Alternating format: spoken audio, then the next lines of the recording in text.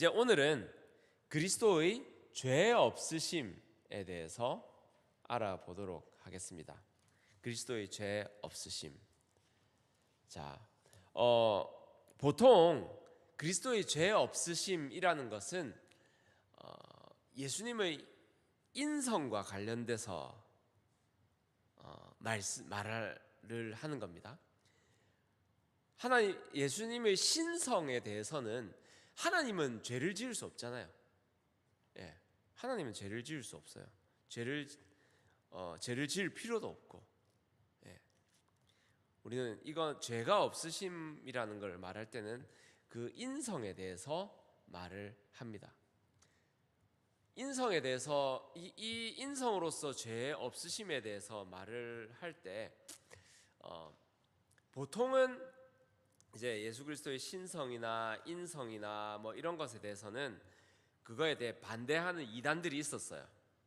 그런데 그 어떤 이단들도 예수 그리스도의 죄 없으심에 대해서는 이 반론을 제기하지 않습니다. 그럼 거의 부정되지 않아요. 그런데도 우리는 이 죄 없으심에 대해서 분명히 알아야 합니다. 왜냐하면 이 죄 없으시다라는 것은 우리의 구원을 위해서 반드시 필요하기 때문입니다. 베드로전서 3장 18절에는 이렇게 말하죠. 그리스도께서도 단번에 죄를 위하여 죽으사 의인으로서 불의한 자를 대신하셨으니 이는 우리를 하나님 앞으로 인도하려 하심이라. 육체로는 죽임을 당하시고 영으로는 살리심을 받으셨으니. 네, 예수 그리스도께서 죄가 없으셔야 우리를 구원하실 수 있는 거예요. 네. 이것은 그냥 예수님이 죄 없으신 것이 단지 우리에게 우리가 살아야 할 본이 되어 주시는 것만으로 끝나는 게 아니에요. 그러니까 예수님은 죄가 없으셨기 때문에 우리도 그 예수님 따라서 죄 없이 살아야 된다라는 그런 본의 차원이 아닙니다. 예수님께서 죄가 없으셔야 하는 이유는 흠 없으신 어린 양이 되셔야 했기 때문이에요. 예수님께서 만약에 죄가 있었다면 다른 사람을 구원할 수 있을까요? 없습니다. 우리가 다른 사람을 구원할 수 없는 게 우리가 죄가 있기 때문이에요. 죄가 있으면 왜 구원을 못합니까? 내 죄를 먼저 해결을 해야 되는 거예요. 빚 있는 사람이 다른 사람 빚을 갚아줄 수 있습니까? 내 빚을 갚아야죠. 내 빚을 먼저 갚아야죠. 자격이 되지 않습니다. 빚이 있는 사람은, 죄가 있는 사람은 다른 사람의 죄를 없애줄 수 없을 뿐만 아니라 자기 자신도 다른 구원자가 필요해요. 네. 그렇기 때문에 희생 제물이 될 수가 없습니다. 다른 사람의 죄를 사해 줄 수 없어요. 그래서 십자가의 희생 제물, 이 어린 양은 반드시 죄 없는, 흠 없는 완전한 제물이어야 하는 것입니다. 네. 그래서 예수님은 죄 없는 분이셔야 했습니다. 여기서 예수님의 죄 없으시다는 말은 두 가지로 나눌 수 있습니다. 3번이랑 4번을 보면은 어떻게 두 가지로 나눌 수 있을까요? 네, 소극적인 측면과 적극적인 측면을 나눌 수 있습니다. 소극적인 측면은 먼저 말씀을 한번 보겠습니다. 마태복음 3장 15절입니다. 예수께서 대답하여 이르시되 이제 허락하라. 우리가 이와 같이 하여 모든 의를 이루는 것이 합당하리라 하시니 이에 요한이 허락하는지라. 네, 이것은 세례를 받을 때, 요한할 때 하는 말이죠. 이걸 허락하라. 모든 의를 이루는 것이 합당하다. 이것은 모든 의는 율법을 말하는 거예요. 예. 죄 없음심에 대한 소극적인 측면은 하나님의 법을 어기지 않는 것, 반대로 하나님의 법을 지키는 것을 말합니다. 네. 이제 소극적이라는 말은 또 수동적이라는 거죠. 이제 주어진 것을 어기지 않는 것, 주어진 것을 어기지 않고 그대로 지키는 것을 말합니다. 그래서 예수님께서 죄 없으시다 하는 것은 우리가 이거를 이제 이미 앞선 과인 복종에서 이와 같은 내용을 했습니다. 이걸 죄 없음의 관점에서 다시 한번 말씀을 드리는 거예요. 소극적인 측면은 하나님의 법을 한 번도 어기지 않으셨다. 그래서 죄가 없으시다라는 것을 말합니다. 그래서 할례도 받고 세례도 받고 한 번도 율법을 어기시지 않은 것이죠. 그리고 두 번째는 뭡니까? 죄 없으심의 적극적인 측면입니다. 예수님은 단지 죄를 짓지 않는 것, 죄를 짓지 않는 것에 그치지 않으셨고 아버지의 뜻을 이루기 위하여 적극적으로 헌신하셨습니다. 네. 죄의 권세를 무너뜨리신 거예요. 그렇죠? 죄의 권세를 우리의 모든 죄를 지시고 죽기까지 순종하심으로 아버지의 뜻을 따르심으로 말미암아 적극적으로 죄를 회피하는 것이 아니라 적극적으로 죄를 무너뜨리셨습니다. 이것이 바로 그리스도의 죄 없으심의 적극적인 측면입니다.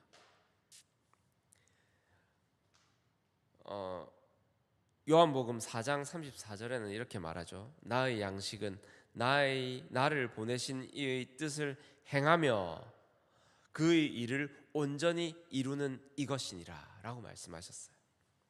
나의 양식은 나를 보내신 이의 뜻을 행하고, 이거 소극적이라고 볼 수 있죠. 그리고 그 일을 온전히 이루는 것이라. 네. 지난주 설교가 아멘, 진정한 아멘이었습니다. 예수님께서는 하나님께 모든 것을 의탁하죠. 맡기죠. 아멘으로 한 순간순간을 나가십니다. 하나님, 제 영혼을 하나님께 아버지의 제 영혼을 아버지께 맡깁니다. 나의 뜻대로 마시고 아버지 뜻대로 하옵소서. 이것이 아버지의 뜻을 행하는 소극적인 죄 없으심을 말합니다. 그런데 마지막에 뭐라고 말씀하셨죠? 다 이루었다라고 말씀하셨죠. 다 이루심으로 그 죄의 권세를 무너뜨리셨습니다. 그래서 적극적인 죄 없으심이라 할 수 있습니다. 그런데 우리는 예수님께서 죄가 없으시다고 할 때 한 가지 의문을 가질 수 있습니다. 어디서 그러냐면 히브리서 4장 15절에서 우리는 의문을 가질 수 있습니다. 4장 15절이 뭐냐면 우리에게 있는 대제사장은 우리의 연약함을 동정하지 못하실 이가 아니요 모든 일에 우리와 똑같이 시험을 받으신 이로되 죄는 없으시니라. 네, 여기서의 시험은 유혹이라는 다른 단어로 쓰일 수도 있습니다. 자, 그러면 예수 그리스도께서 우리 대신 유혹을 받으셨다면 그리스도께서 죄가 없으시다고 할 수 있는가라는 질문을 받을 수 있죠. 예.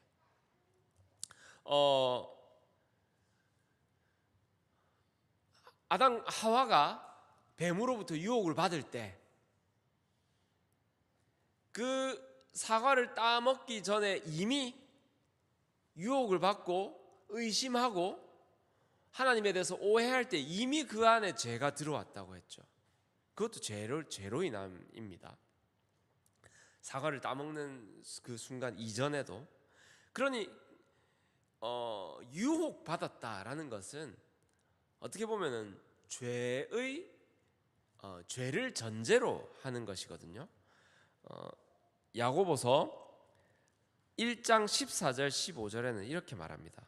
오직 각 사람이 시험을 받는 것은 왜 받느냐면 자기 욕심에 이끌려 미혹됨이니 욕심이 잉태한즉 죄를 낳고 죄가 장성한즉 사망을 낳느니라 라고 말씀하셨어요. 시험을 왜 받는다고요? 자기 욕심에 이끌린 거예요.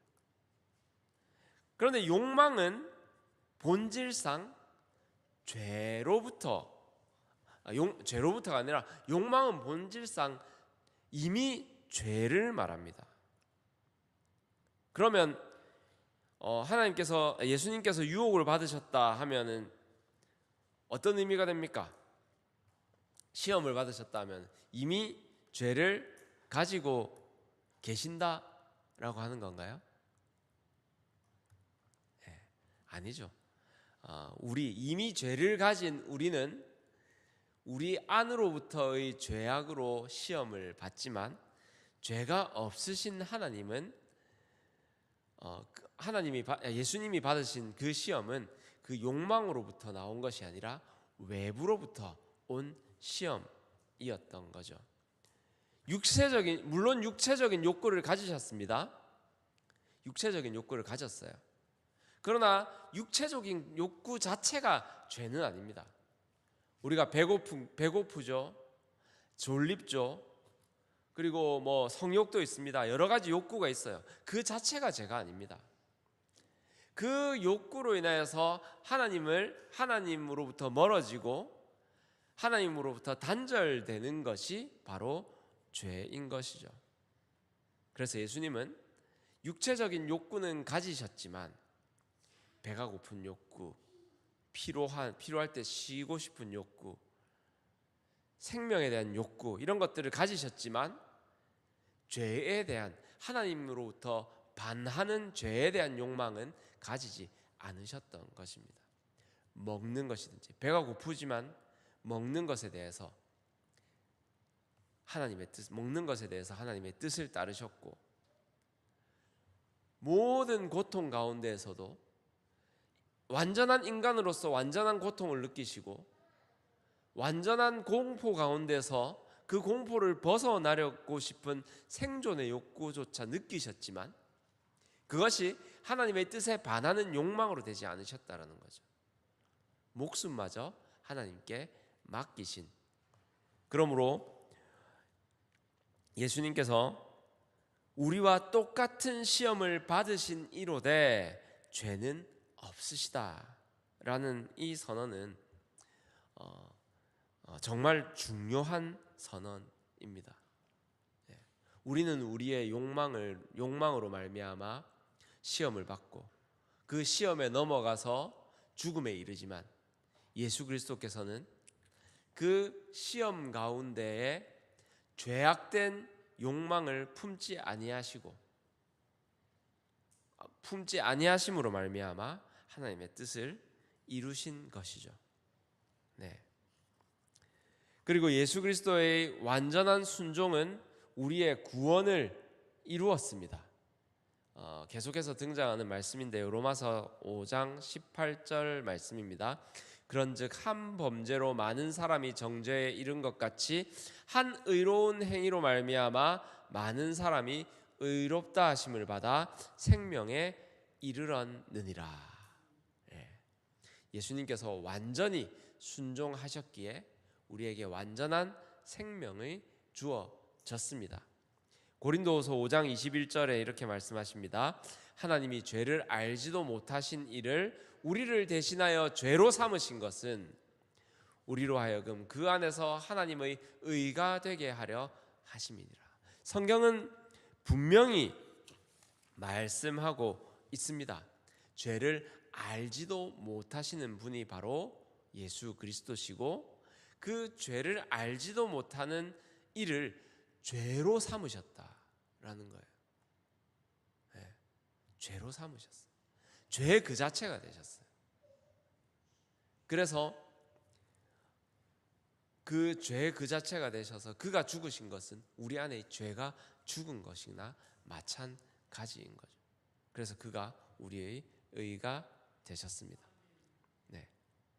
예수님께서는 율법에 완전히 순종하시는 그러한 소극적인 죄 없으심을 통하여서 우리에게 의를 주셨고, 그리고 죄 없는 자로서 완전히 죽으심으로 인하여서 죄의 권세를 무너뜨리시고 우리에게 생명을 주셨습니다. 그것이 바로 예수 그리스도의 죄 없으심의 의미입니다. 자, 우리 기억해야 할 한 문장을 우리 같이 한번 읽어볼까요? 예수 그리스도는 죄가 없으신 완전한 분으로서 우리를 위해 속죄 제물이 되셨다. 아멘. 그리스도의 죄 없으심은 우리의 구원, 왜 우리의 구원에 중요합니까? 죄가 있으면 뭐가 될 수 없어요? 네, 속죄 제물이 될 수가 없어요. 예수님의 죄 없으심에는 어떤 두 가지 측면이 있죠? 소극적, 적극적. 소극적인 거는 뭐? 간단하게 율법을 다 지키신 거예요. 적극적인 거는 하나님의 뜻에 따라 죽으신 거예요. 죽기까지 하신 거죠. 자, 예수님은 시험을 받으셨지만 왜 죄는 짓지 아니하셨습니까? 육체의 욕구는 있었지만 죄의 욕망은 없으셨습니다.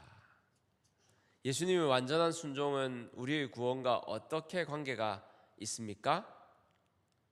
맨 마지막에 있죠. 네. 예수님이 우리 죄를 대신 담당하기 위해서 죽으셨고 또 율법을 완전히 순종하셨기 때문에 우리에게 의와 생명이 주어진 것이죠. 네. 마지막 질문은 우리 계속 이후에 생각해 봅시다. 그리고 다음 과로 넘어가겠습니다. 네, 29과 동정녀 탄생입니다. 동정녀 탄생.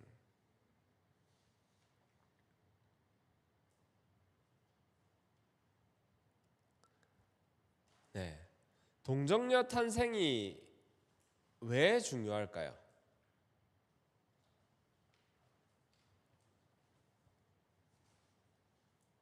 잠시만요.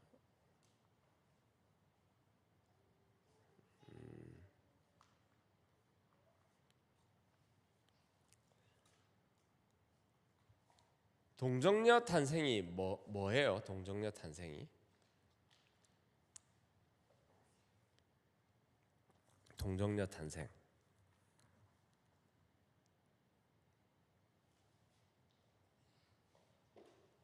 동정녀가 그러면 다 질문을 바꿔서 동정녀가 누구입니까? 예, 마리아죠, 마리아. 성모 마리아라고 합니다. 네. 잠깐. 왜 이래? 네. 동정녀 탄생이라는 것은 마리아가 예수님이 인간의 아버지 없이 성령의 능력으로 잉태한 기적적인 수태의 결과라는 것입니다. 이게 참 중요합니다. 동정녀 마리아에게서 나셨다라는 것은 먼저 여자에게서 났다. 여자에게서 났다라는 것은 무엇을 의미합니까? 예수님이 어떤 분이시다? 사람, 우리와 똑같은 사람이시다라는 거예요. 네. 그런데 동정녀에게서 났다. 동정녀는 남자와 관계를 가지지 않은 여자를 말하는 것입니다. 그러면 동정녀에게서 났다라는 것은 무엇을 말합니까? 우리와 같은 인간이지만 원죄를 가지지 않는다라는 거예요. 죄로부터 이어지는 그 계보가 끊어지는 것과 동시에 인간으로 나신 것을 말하고 있죠. 네.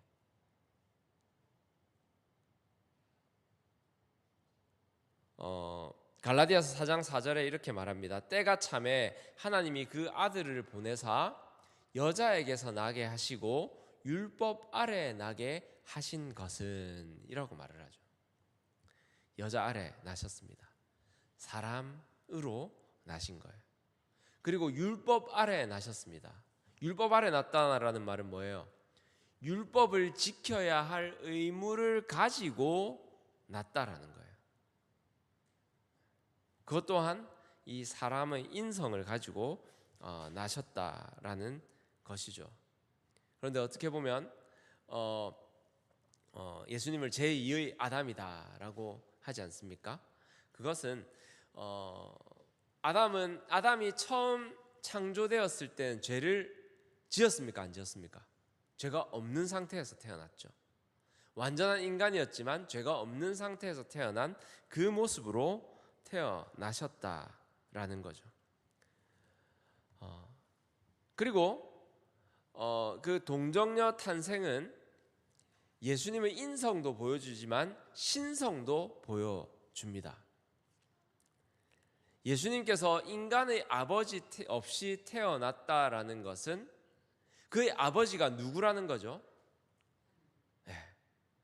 특히 성경은 성령으로 잉태하여 났다라고 말씀을 하십니다.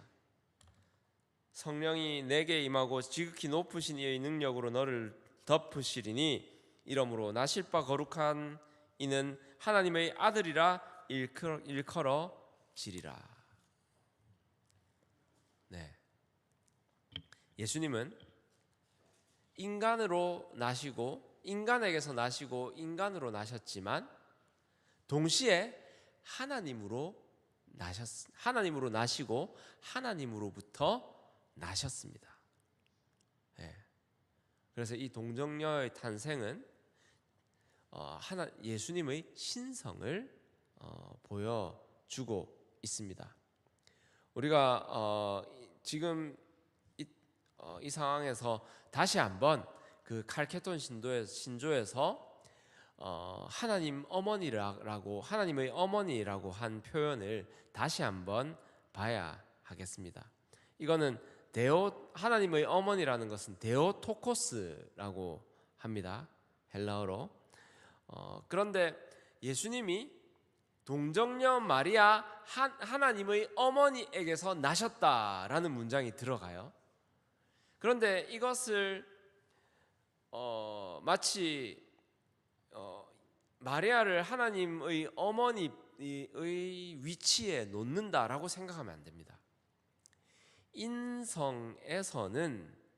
인성에 따라 동정녀 마리아 하나님 어머니에게서 나셨다라는 문장이 완전한 문장이에요.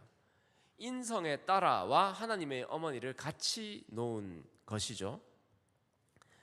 그래서 이게 정확하게 의미하는 것은 마리아가 하나님의 어머니다라는 것이 아니라 마리아는 하나님이 사람이 되어 오신 그 한 분을 낳았다라는 거예요. 그러니까 하나님의 아들을 낳은 어머니라는 것이죠. 마리아를 하나님의 어머니라 하지 않으면 마리아는 예수님의 인간적인 부분을 낳은 것이라고만 말할 수 있는 거예요. 그러면 예수님의 인성과 신성이 갈라지는 것이 되거든요. 그래서 하나님의 인성에 따라서는 예수님은 동정녀 마리아 하나님의 어머니에 대해서 나셨다라고 말을 하는 거예요. 아주 중요한 것은 이것이 마리아가 하나님의 근원이다라고 말하는 것이 아닌 거예요. 그리고 마리아가 이 하나님의 신성 자체를 낳았다. 이 하나님의 신성이 마리아로부터 시작됐다. 이걸 말하는 것이 아니에요. 그러면은 마리아가 하나님부터 먼저 존재하는 게 되잖아요. 절대 그런 것이 아니라 마리아가 하나님을 만들어냈다라는 것이 아니에요. 주어가 마리아가 아니라 주어가 누구? 하나님이신 예수 그리스도라는 것이죠. 그래서 마리아는 하나님의 하나님을 만들어낸 것이 아니라 성육신, 육신의 인간의 몸을 입고 오신 하나님을 낳았다. 하나님이 육신을 가진 마리아를 통해서 나셨다라는 것을 말합니다. 이것은 이제 예수님의 신성과 인성의 둘로 나뉘는 것을 막기 위해서 이러한 표현을 썼다라는 것을 분명히 알아야 할 것입니다. 네, 이러한 정리가 참 중요하게 필요합니다. 네, 그래서 마지막으로 동정녀의 탄생은 예수님의 정체성을 드러내는 중요한 교리입니다. 예수님의 동정녀 탄생을 부정하는 사람들이 있어요. 그걸 부정하는 사람은 예수님이 하나님의 아들이라는 것도 믿지 않습니다. 예. 그냥 동정녀로는 탄생할 수 없다. 그냥 사람으로 태어난 거다. 하나님의 아들 태어날 때는 그냥 사람이었다라고 말하는 거죠. 그래서 이 동정녀 탄생의 교리는 예수님의 신성과 복음의 초자연적인 성격을 보여줍니다. 그래서 이 동정녀 탄생 교리가 우리에게 주는 것은 동정녀에게서 탄생하셨기에 인간으로부터 완전한 인간으로 오셨지만 인간의 그 원죄의 고리를 끊고 하나님으로 오셨기에 그는 부활하실 수 있고, 그리고 완전한 인간으로 온 동시에 동정녀 즉 인간의 원죄를 끊고 태어나셨기에 우리를 속죄하실 수 있다라는 것이죠. 네, 네, 네.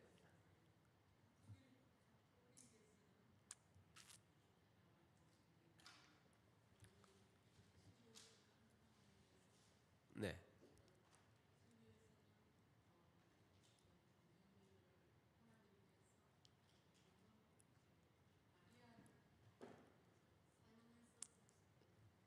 네.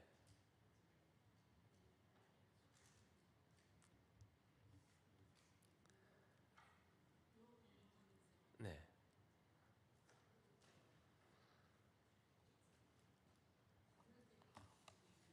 네. 네.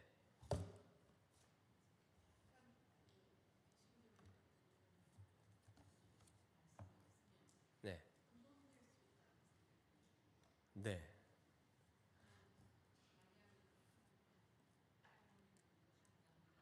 네.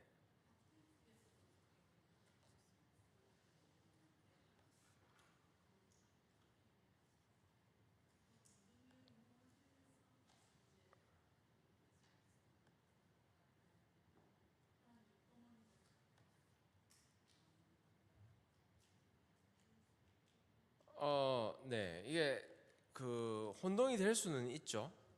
그런데 이걸 반대적으로 생각하는 거예요. 마리아가 놓은 것은 마리아가 어쨌든 한 생명을 낳은 거예요. 그는 하나님이신가 아닌가? 네. 왜 하나님? 그건 하나님이시잖아요. 예. 그러니까 낳은 존재가 하나님이시. 그래서 그걸 하는 거예요. 그리고 가톨릭에서도 마리아를 마리아 신격화 뭐 이렇게 하는데 하나님보다 예수님보다 뭐 위에 놓고 그렇지는 않습니다. 그러니까 비슷하게 이제 이렇게 연결하는 연결할 수 있는 존재로 여기는 것인데 지금 이 문장은 그 신격화랑은 그렇게 크게 관계가 있는 문제가 아니에요. 이 논리적으로 봤을 때 이 마리아가 하나님의 어머니, 이거는 굳이 넣을 필요가 없는 문장이거든요. 그런데 넣은 이유는 마리아가 놓은 것은 그냥 단순한 인간이다 라고 하는 것을 방지하기 위한 거예요. 마리아가 성령으로 잉태하여 예수님을 낳았다. 그런데 그 낳은 예수님은 성육신하신 하나님이시다 라는 것을 말하는 거예요. 그래서 우리는 이 동정녀 마리아에게서 예수님이 나셨다라는 것이 정말 중요한 거예요. 예수님께서 동정녀의 몸으로 내서 나셨기 때문에 우리를 대표하실 수 있고, 그리고 우리를 속죄하실 수 있고, 우리를 구원하실 수 있는 그러한 분이신 것이라는 것입니다. 자, 우리 마지막 기억해야 할 문장 한번 읽어보겠습니다. 예수 그리스도는 동정녀 마리아에게서 성령의 능력으로 태어나신 하나님의 아들이시다. 아멘. 동정녀 탄생이란 무엇을 의미합니까?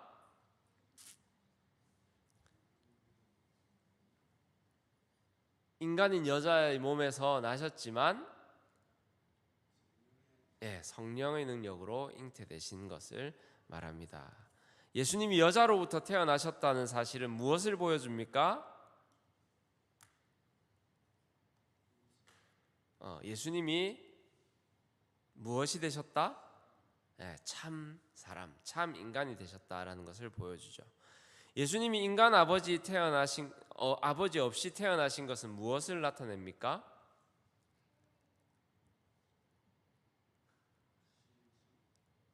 인간 아버지 없이 태어나셨다라는 것은 3번에서 뭐 없이 태어나신 분이시다고? 죄 없이 태어나신 분이시다라는 것입니다. 천사 가브리엘은 마리아에게 이거는 넘어가겠습니다. 하나님께서 예수님을 특별한 방법으로 세상에 보내셨다는 사실은 우리가 하나님을 믿고 신뢰하는 삶에 어떠한 도움을 주겠습니까? 예수님이 완전한 인간이 되시기에 우리의 모든 고통과 우리의 모든 아픔을 다 이해하시고 긍휼히 여기시며, 그리고 우리가 겪을 수 있는, 겪지 못할 정도의 그런 고통까지 다 겪으심으로 말미암아 우리의 모든 죄를 사하여 주셨다라는 것이죠. 예수님은 멀리 위에만 계시는 하나님이 아니시라 그러한 면에서 우리와 언제나 함께 계시는 분이시다라는 것이죠. 그래서 우리의 기도는 어떠합니까? 이 예수님이 진정한 사람으로 오셨다는 사실은 우리의 기도가 저 높은 하늘을 향해서 그냥 닿을지 안 닿을지 모르게 애써 소리를 질러야 되는 것이 아니라, 우리의 기도는 우리에게 가까이 대고 다가오시고 우리와 같이 되신 하나님이신 예수님으로 인해서 말하지 않아도 다 이해하시는 그 마음을 느끼는 그런 기도가 되는 것이죠. 아멘. 우리 다음에는 독생자 예수와 그리스도의 세례를 보도록 하겠습니다. 네. 주기도문으로 마치겠습니다. 하늘에 계신 우리 아버지, 아버지의 이름을 거룩하게 하시며 아버지의 나라가 오게 하시며 아버지의 뜻이 하늘에서와 같이 땅에서도 이루어지게 하소서. 오늘 우리에게 일용할 양식을 주시고 우리가 우리에게 잘못한 사람을 용서하여 준 것 같이 우리 죄를 용서하여 주시고 우리를 시험에 빠지지 않게 하시고 악에서 구하소서. 나라와 권능과 영광이 영원히 아버지의 것입니다. 아멘. 감사합니다.